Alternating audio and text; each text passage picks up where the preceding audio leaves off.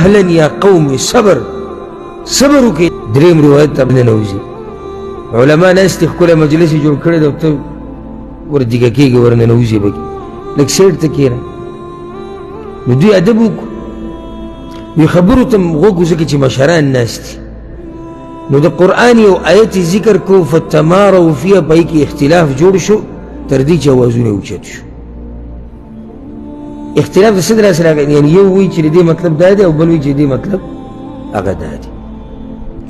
فخرج رسول الله صلی الله علیه وسلم مغضبا هغه خبرې پیغمبر صلی الله علیه وسلم د نه کور کې واورېدې راووتو غوسه قد احمر وجهه مخې د غوسې د لاسه سور شوی او ځان سره داسې لږې خاورې راواغستې او د صحابه کرام ورته ویې ویشتې بلاسې دومره غوسه کړی. مهلا یا قوم صبر صبر وکړئ لږ چېرته روان یې په کومه لار روان یې تاسو. بهذا اهلكت الامم من قبلكم پخواني امتونه هم ګوره د دې خبرو د لاسه تباه شوي دي. باختلافهم على انبیائهم پیغمبر چې ورته شوي وي هغوی د هغې په باره کې اختلاف کړی وضربهم الكتب بعضها ببعض او اسماني کتابونه یو بل سره جنګول. ان القرآن لم ينزل يكذب بعضه بعضا قرآن دې دپاره نه دی راغلی چې یو بل دروغجن کوي بلکې قرآن خو یو بل رښتینی کوي.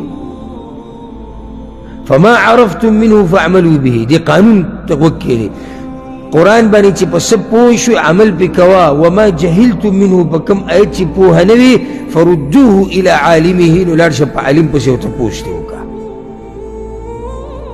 دا حدیث امام محمود راوړی. دوی اختلاف راغی د یو وایي چې دا مسله داسې ده نور روایتونه معلومیږي چې دا یعرف فی وجهه الغضب د پیغمبر صلی الله علیه وسلم د مخ نه پته لګېدو چې سخت غوسه کې وي انما هلک من کان قبلکم باختلافهم فی الکتاب ستاسو نه مخکیني چې تباه شوي دي همدې د لاسه چې هغوی اسماني کتابونو کې اختلاف جوړ کړی. نو پیغمبر صلی الله علیه وسلم د دې نه څه وکړو د دې نه منع وکړه